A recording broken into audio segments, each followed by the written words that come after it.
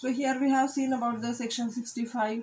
आपण पाहिलेलं होतं की 16 हे जे आहे सर्व्हिस वेन अ पर्सन समन कॅन नॉट बी फाउंड. जेव्हा तो माणूस सापडत नाही त्यावेळेस ते समन्स द्यायचं आहे. ॲडल्ट मेल मेंबरकडं पण नोकराकडे ते समन्स द्यायचं नाही आहे. सेक्शन 65 मध्ये पाहिलं होतं सबस्टिट्यूटेड सर्व्हिसेस काय ते पाहूया आता.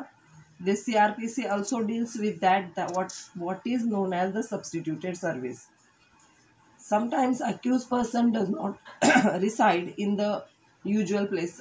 बऱ्याच वेळा काय होतं, accused person हा reside करत नाही त्या usual placeला of residence and other male member may not present from family to accept the summons.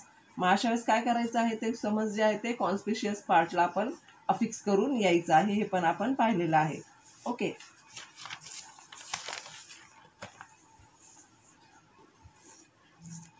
Service on government सर्वंटला कसं करायचं, तर त्याच्या ऑफिसरला ते समज पाठवायचं आहे. Service outside the local limits of the jurisdiction कसं करायचं आहे ते पाहूया आता. Limits of jurisdiction when summons required to be served at such a place which is outside of the local jurisdiction of the issuing the summons, then normally it is sent in duplicate to the magistrate. Normally हे मॅजिस्ट्रेटला डुप्लिकेटमध्ये पाठवलं जातं within whose jurisdiction the person concerned resides. Okay.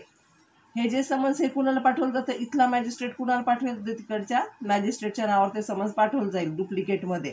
Then in such case even if the serving officer who has actually served the summons is not present at the time of the hearing of the case, then also the affidavit made by him before the magistrate to the effect that the summons also properly served by him.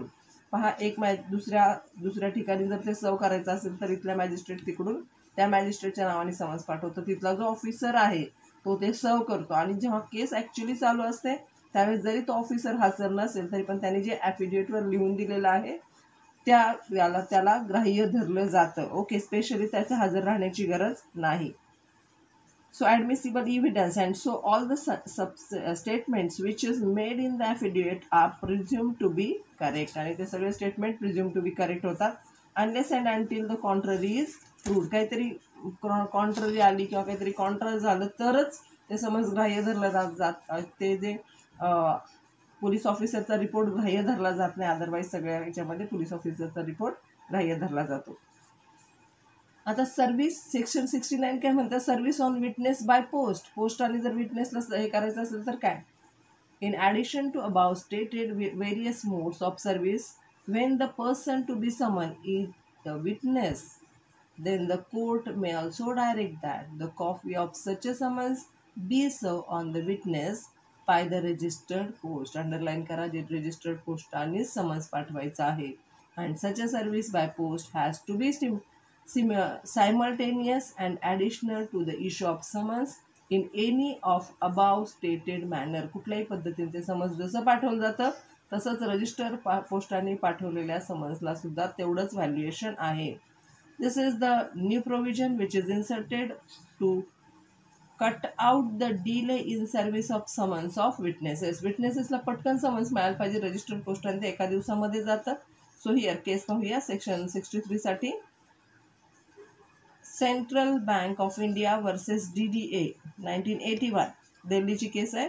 It is held that in this case that branch manager is local manager and if summons has been served to him, the service shall be deemed to have been effected on the company. Branch मॅनेजरच्या नावाने जर हे केलेलं आहे सर्व summons पाठवलं तर त्या कंपनीला ते लागू पडणार आहे. आता वॉरंट अँड अरेस्ट पाहूया. वॉरंट ऑफ अरेस्ट कसं दिलं जातं. 70 ते 81.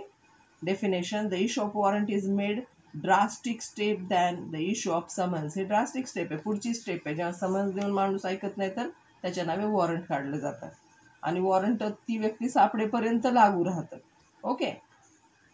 Ordinary a warrant is issued only in serious cases. Beside it can also be issued after when any duly that is properly served summons is disobeyed. Properly सर्व केलंय summons आणि तो disobey होतोय, माणूस घेतच नाहीये. मग अशा वेळेस काय केलं जातं, तिथं वॉरंट हे केलं जातं. और after when the accused wilfully avoided the service of summons. तो घेतच नाहीये समन्स आणि तो अवॉइड करतो आहे तर त्यावेळेस वॉरंट इश्यू केलं जातं. Section 70, form of warrant of arrest and its duration. Warrant of arrest काय आहे त्याचं ड्युरेशन काय पहा.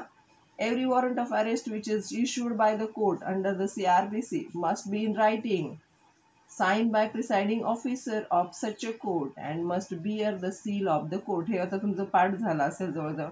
And every such warrant remains in the force until it is cancelled by the court. Underline करा या संपूर्ण लाईनला.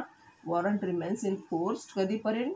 until it is cancelled by the court which has issued it or until it is executed. Executed म्हणजे त्याची पूर्तता झाली पाहिजे, नाहीतर ते कोर्टाने कॅन्सल केलं पाहिजे.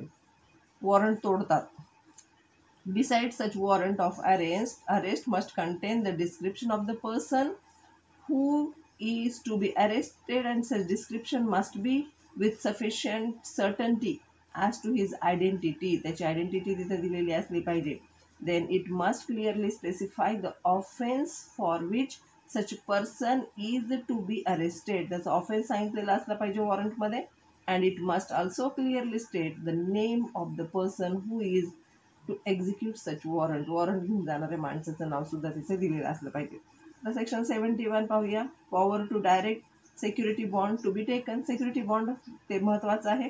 The court which is issuing a warrant for the arrest of a person has discretionary power, underline करा discretionary power ला, to make an endorsement upon such warrant about that if and when the person consent from the custody मध्ये असणाऱ्या व्यक्तीसाठी. Such an endorsement by the court must state the following three particular, namely the number of sureties, the amount in which for which such sureties are bound, and time at which the person concerned is to attend before the court. हे endorsement मध्ये असतं. Section 72, warrants to whom directed. कुणाला direct करायचे हे warrant? Normally warrant of arrest is to be directed to one or more police officers. Underline one or more police ऑफिसर्सला. But when no police officer is immediately available and when the immediate execution of such warrant is necessary, then in that case such warrant can also be directed to. Police officer हजर नाहीये पण हे warrant issue करणं आवश्यकच आहे, तर अशा वेळेस ते काय केलं जातं? Directed to any other person or persons who are required to execute the same. दुसऱ्याच्या नावे सुद्धा समज हे काढता येतं वॉरंट. ओके.